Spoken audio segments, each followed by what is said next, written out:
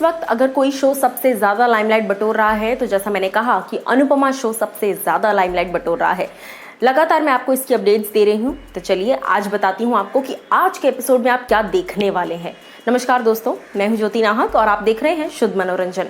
अनुपमा की लाइफ में ऐसा ज़बरदस्त ट्विस्ट आया है जो उसने कभी एक्सपेक्ट नहीं किया था। कुछ ना कुछ, लेकिन यही फीलिंग एक दिल में होती है कि चाहे जो हो जाए पर चीज़ें संभल जाएंगी। पर अब क्योंकि उसने खुद वनराज और काव्या को अपनी आंखों के सामने अपने ही कमरे में रोमांस करते हुए देख लिया, उसके बाद किसी भी शक की, किसी भी माफ़ी की गुंजाइश ही नहीं बचती।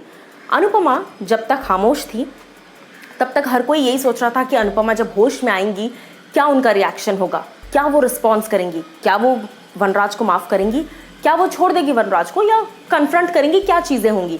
अनुपमा जब होश में आई उसके तुरंत बाद जो पहली चीज़ अनुपमा ने करी वो ये था कि मुझे वनराज को नहीं देखना है। मैंने आपको बताया था कल कि किस तरीके से अनुपमा को पैनिक अटैक्स आने लग गए। अब देखिए यहाँ पर सबसे तगड़ा एक्शन ले लिया है अनुपमा ने। उन्होंने कह दिया है कि वो अब अपनी ज़िंदगी अपनी मर्जी के हिसाब से जिएंगी। मैंने आपको बताया था कि उनकी शादी की प्रिपरेशंस घर में चालू हैं। शादी कैसे, of course 25 years of marriage complete कर चुके हैं वनराज और अनुपमा, और ऐसे में इन दोनों ही लोगों के लिए सेलिब्रेशंस चल रहे थे। एक और रीमैरिज का फंक्शन घर में रखा जा रहा था, जिस रीज़न से अनुपमा और सब पूरा घर जो है वो बेसिकली डेकोरेटेड था। अब अनुपमा ने खुलकर वनराज को कन्फ्रंट किया है, वनराज से बहुत सारी बातें कही हैं। उन्होंने कहा कि after giving 25 years of my life, अपनी ज़िंदगी के 25 साल देने के बाद अब मुझे ऐसा लगता है that you don't deserve it, तुम ये चीज़ें डिज़र्व नहीं करते। बहुत बार हर थोड़े वक्त में मुझे ये चीज़ें सुनने को आती रही हैं, पर मैंने हमेशा तुम पर भरोसा जताया है और इन चीज़ों को अवॉइड किया है। लेकिन अब जबकि मैं खुद अपनी आंखों से देख चुकी हूँ कि तुम और काव्या एक साथ हो, तो अब मैं डिसीजन लूँगी कि मुझे क्या करना है और मैं अपनी ज़िंदगी अपने हिसाब से जीऊँगी।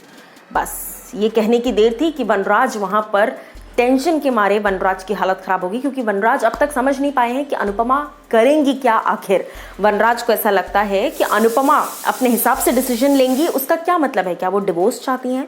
तो मैं आपको बता दूं कि जब वनराज ने अनुपमा से पूछा कि क्या तुम डिवोर्स लेना चाहती हो, तो अनुपमा का जो कहना था वो ये था, मुझे नहीं पता, मैं डिसाइड करूंगी आने वाले वक्त में कि मुझे अनुपमा वनराज शाह रहना है या फिर सिर्फ अपनी ज़िंदगी अनुपमा बनकर गुजारनी है, क्योंकि मैं आपके साथ नहीं रह सकती। सो इस तरह का एक कठोर डिसीजन जो है वो तो अनुपमा ने ले लिया है। और इसकी टीआरपी मैं आपको बता दूं, अनुपमा शो की टीआरपी छप्पड़ फाड़ कर आ रही है दोस्तों, क्योंकि ये इतना एक्साइटिंग प्लॉट है। फर्स्ट ऑफ ऑल कॉन्सेप्ट ही इतना एक्साइटिंग था, और उसके बाद इस वक्त जो प्लॉट चल रहा है कहानी में सुपर डुपर एक्साइटिंग है। लोग दिलचस्पी से वेट कर रहे हैं, देखना चाहते हैं कि आगे चलकर क्या होगा। तो मुझे कहीं ना कहीं ऐसा लगता है कि डेफिनेटली अनुपमा को ये स्टैंड लेना चाहिए था। बहुत लोग आज आप लोग यही देखेंगे और बहुत लोग ये भी सोच रहे थे कि क्या अनुपमा बात करेंगी, नहीं करेंगी, क्या डिसीजन लेंगी। तो लीजिए, मैंने आपको डिसीजन तो बता दिया है। अब अनुपमा के इस फैसले पर वनराज और बाकी के घर वाले, चाहे वो समर हो, बच्चे या जो भी हैं, बाकी के घर वाले इस पर क्या रिस्पॉन्ड करते हैं, बाकी के घर वाले इस पर क्या कहते हैं, ये आने वाला एपिसोड ही बताएगा, और उससे पहले मैं आपको बताऊंगी। लेकिन इस डिसीजन पर, अनुपमा के इस डिसीजन पर आपकी क्या राय है, या आप लोग मुझे बताइए नीचे दिए गए कमेंट सेक्शन में।